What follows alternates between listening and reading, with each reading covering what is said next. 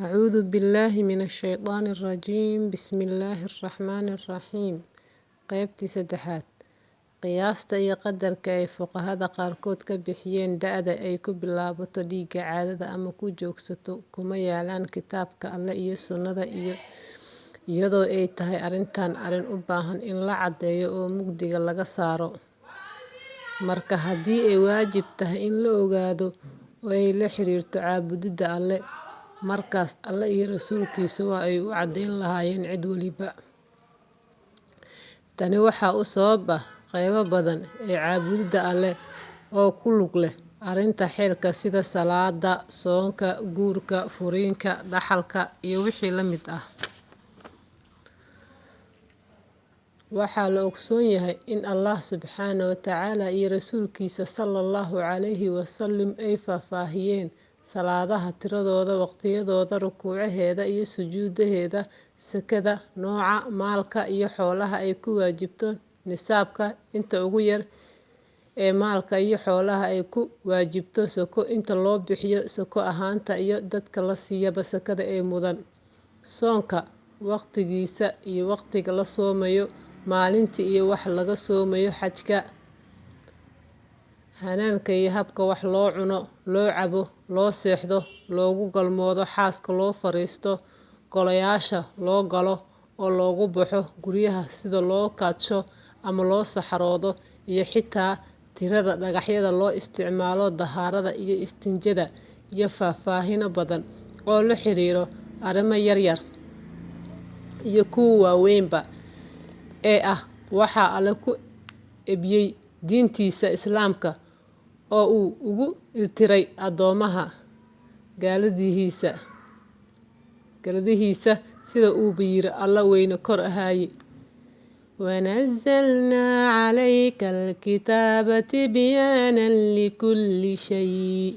Waxaan kugu soo dejinay kitaabka Quraanka caddeyn ahaanta wax walba. ما كان حديثا يفترى ولكن تصديق الذي بين يديه وتفصيل كل شيء. Quraanku ma aha sheeko hal abuur ah, laakiinse waa rumayn kutubtii hore, Towreed iyo Injiil iyo kutubtii Alle ee kale iyo faahfaahinta tifaftiraha ee wax kasta. Haddaba, kolba haddii aan wax walba loogu xusin tirooyinka iyo muddooyinkaas la qadaray kitaabka Alle iyo sunnada Nabiga sallallahu calayhi wasallam, waxaa noo caddaanaya inaan la siinin wax mudnaan iyo tixgelin gaar ah. Waxaa mudnaan leh oo la tixgelinayaa sida aynu kor ku xusnay joogidda dhiigga xeelka ama joogsiga dhiigga xeelka dhammaadkiisa. Waxaa laga qaadanayaa halkan in axkaamta Islaamka aan la isku qaadaneyn in loo hayo maahee daliil laga soo qaatay kitaabka Alle, Quraanka ama sunnada Nabiga sallallahu calayhi wasallam, ama waxa ay wadajir isku raaceen culimada khilaafka